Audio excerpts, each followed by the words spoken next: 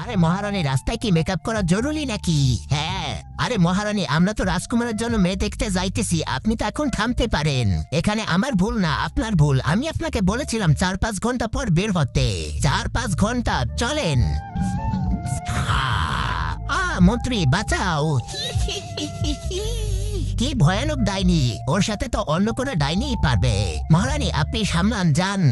আপনার কি আমাকে ডাইনি মনে হয়? না, কিন্তু আপনি ওকে সামলাতে পারবেন। ঠিক আছে, দেখতেছি। তুমি কত অসুন্দর, পার্লারে কি যাও না? পার্লার পার্লার, এটা আবার কি? আরে কপাল, পার্লার চিনে না। এই নাও মেকআপের জিনিসপত্র, যাও মেকআপ করে আসো। কিন্তু আমি তো তোমাকে খেতে এসেছিলাম। হ্যাঁ, যাও আগে মেকআপ করে আসো। যাইতেছি। বাহ, ডাইনির কাছে ডাইনি জিতে গেছে। চলেন।